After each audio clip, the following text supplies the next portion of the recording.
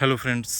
तर आज आपण अशा विषयावर बोलणार आहेत ज्या विषयावरती बोललं पाहिजे मित्रांनो, बोललं गेलं पाहिजे.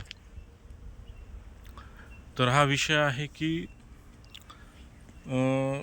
स्पिरिच्युअल जे लीडर्स आहेत आपल्या देशातले आणि ज्यांना हे लोक फॉलो करतात, जे कोणी फॉलो करतात, आता भरपूर आहेत. आचार्य प्रशांत असतील, वेगवेगळे लोक असतील. मी फक्त आचार्य प्रशांतच का नाव घेतोय, तर त्यांचं नाव घेण्यासारखं आहेत ते. बाकी दुसरे तर नाव घेण्यालायक पण नाही आहेत. तर मग आचार्य प्रशांत पण तुम्हाला गुलाम करतायत का? तर हा मुद्दा आहे आणि हा प्रश्न आहे, आपण विचारला पाहिजे मित्रांनो. तर जेवढे काही आचार्य प्रशांतचे फॉलोअर्स आहेत, जे त्यांना गीता कम्युनिटीमध्ये ऐकतात किंवा यूट्यूबवरती ऐकतात, त्यांना तुम्ही किती ऐकलं पाहिजे आणि ते खरंच आपल्याला गुलाम बनवत आहेत का, हा प्रश्न आहे माझा पहिला. तर मी आचार्य प्रशांतना ऐकायचो. मी त्यांच्या संस्थेमध्ये पण म्हणजे कम्युनिटीमध्ये होतो मी. आणि मी त्यांना असं काही वाईट नाही म्हणत आहे, पण त्यांना पण खरंच किती दिवस ऐकलं पाहिजे? त्यांना खरंच किती दिवस ऐकलं पाहिजे? आणि आपण नुसतं ऐकतच राहू का त्यांना? हा माझा प्रश्न आहे.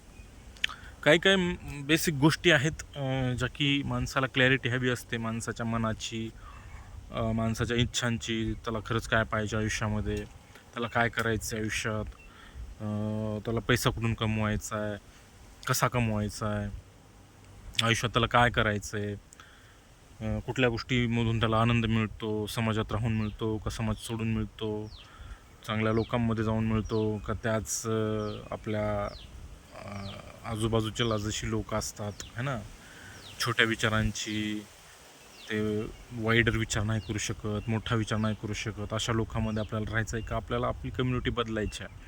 तर हा आपण विचार केला पाहिजे मित्रांनो. आणि आपली जिंदगी आपण कशी बदलू शकू. तर आचार्य प्रशांतने पण खूप साऱ्या गोष्टीबद्दल बोललेलं आहे. आपण असं नाही आहे की बाबा मी त्यांच्या सगळ्याच गोष्टीमध्ये ना विरोध करतो आहे, असं एक बिलकुल नाही आहे. आणि विरोध पूर्ण गोष्टींवरती कधीच नसतो. विरोध हा काही काही गोष्टीवरती असतो. आणि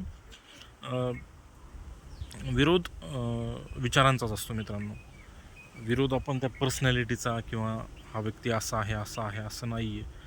पण तुम्ही एक संस्था चालवताय, तुम्ही त्या संस्थेचे नियम बनवताय आणि त्या नियमाप्रमाणेच आपण चाललं पाहिजे.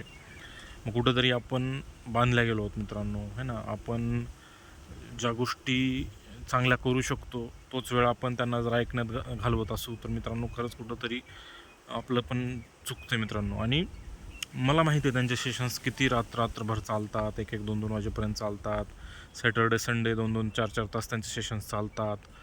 आणि सेशन्समध्ये काय होतं, तर ते आचार्य प्रशांत सेशन घेतात, त्यानंतर क्वेश्चन्स विचारतात त्यांना ऐकणारे समोर बसलेले, ऑनलाईन क्वेश्चन घेतात ते. त्यानंतर त्यांचं 6 सेशन असतं, ते पण 1-2 तास चालतं. तर असं ओव्हरऑल त्यांचं सेशन जवळपास 3-4 तास चालतं मित्रांनो. तर तुमचे विचार बदलत आहेत, तुमचे विचार शुद्ध होत आहेत, आणखी तुमची कंडिशनिंग कमी होती आहे, इथपर्यंत ठीक आहे. पण तुम्ही जर त्यांनाच पूर्ण वेळ ऐकत बसाल, तर मित्रांनो मला वाटतं खूप आपला वेळ जातो त्याच्यामध्ये. तर तोच वेळ तुम्ही आणखी दुसऱ्या गोष्टी करण्यात पण घालवू शकता आणि करू शकता मित्रांनो. आता मी हा जो माझे थॉट्स मांडतोय, ते पण एक कामच आहे मित्रांनो. आणि किंवा मी एखादी दुसरी स्किल शिकतोय, ती पण एक गोष्ट कामच आहे. तर अशा गोष्टी आपण केल्या पाहिजेत मित्रांनो. आणि मला वाटतं की आपण आपण कोणाला विरोध नाही केला पाहिजे, पण आपल्याला ज्या गोष्टी पटतात आपण त्या घेतल्या पाहिजेत आणि त्या इम्प्लिमेंट केल्या पाहिजेत मित्रांनो, हे मला वाटतं. आणि इम्प्लिमेंट केल्यानंतरच आपली लाईफ बदलते मित्रांनो.